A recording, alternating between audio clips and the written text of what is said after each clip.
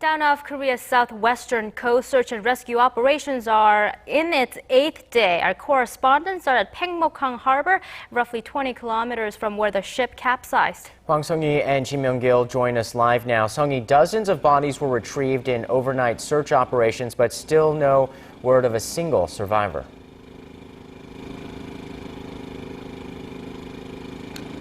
Sean, we are into our 8th day of search and rescue operations, but yes, not a single survivor has been found yet. But the official death toll continues to rise rapidly, the number currently at 157 now.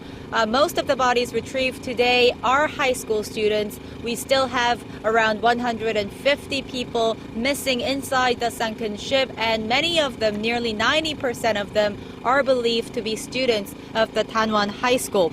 Now, the families of the missing camping out here at the Paengmok-hang Harbor are clinging onto their last shred of hope, but they are growing restless. Myung-kil, I heard that you had a chance to sit down with the father of one of the missing students. Yes, Hwang, I got a chance to talk to a father whose son was on the sunken ferry. He said that when he first received the news, he was assured by Danwon High School that his son was alive. He remained one of the missing. My son was very gentle. He was a quiet boy and never disobeyed us. He would listen to all the things we would say to him as parents. He was very diligent and thoughtful.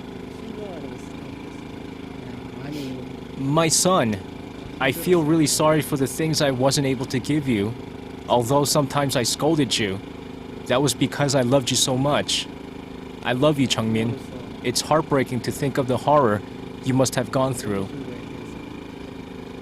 The father said he wanted the sunken vessel to be lifted to the surface as soon as possible so that he could see his 18-year-old son for one last time.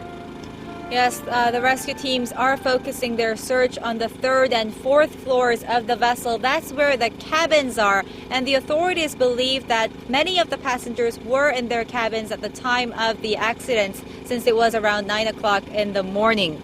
Now, this was backed up by a passenger who was on the Seoul ferry. Let's take a listen.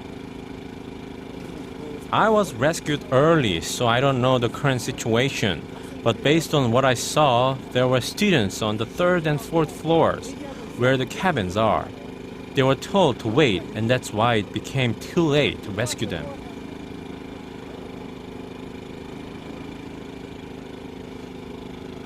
He was one of the first to be rescued when the ferry started to list, but his wife still remains missing in the sunken ship. That's right. 50 divers are working simultaneously using barges to search the 3rd and 4th floors of the vessel, like you said. 10 fishing boats are using powerful floodlights to help divers operate in the dark. About 900 flares will be used throughout the night.